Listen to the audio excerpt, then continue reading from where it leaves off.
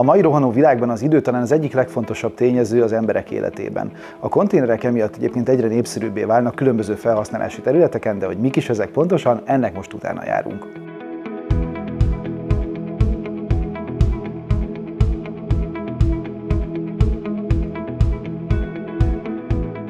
Gyuri, régebben az volt azért a jellemző, hogy a konténereket főleg szállításra használták, ma már ennél azért sokrétűbb, ugye?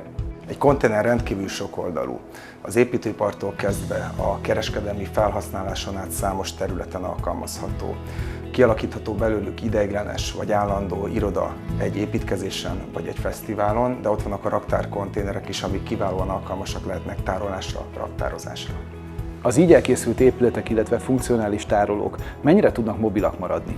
Legnagyobb előnyük pont a mobilitásuk. Könnyen szállíthatóak és daruzhatóak. Egy építkezés előre haladtával, például az ideiglenesen kialakított iroda és raktárkonténerek könnyen áthelyezhetők egy új munkaterületre. Akkor azt már tudjuk, hogy mobilak, de mennyire tudnak egyediek lenni? A konténerek teljes mértékben személyre szabhatóak, az ügyfelek igényeitől függően alakíthatóak ki. Legyen szó a nyílászárók helyéről, a szigetelés vastagságáról, vagy az egyedi elektromos hálózat kiépítéséről.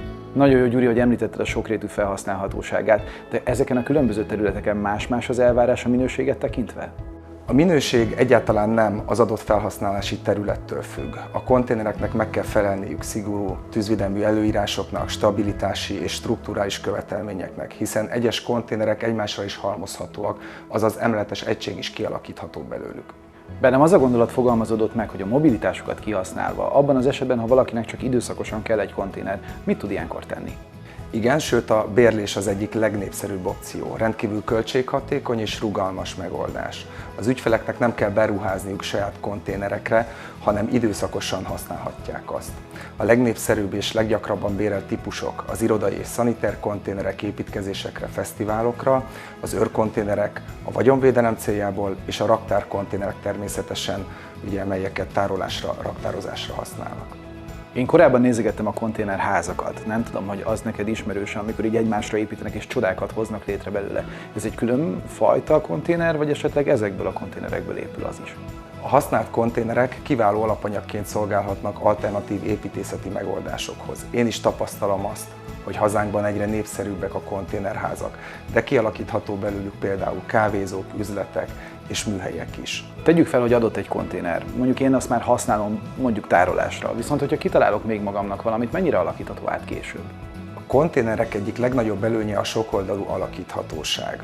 Könnyen összeépíthetőek nagyobb épületekké vagy emeletes egységekké. Illetve egyre népszerűbbek konténerek esetében is az olyan modern technológiai alkalmazások, mint például a napelemes rendszerek és az intelligens világítás. Egy jól kialakított konténerben a felhasználó ugyanúgy otthon érezheti magát, mint akár egy tégraépületben.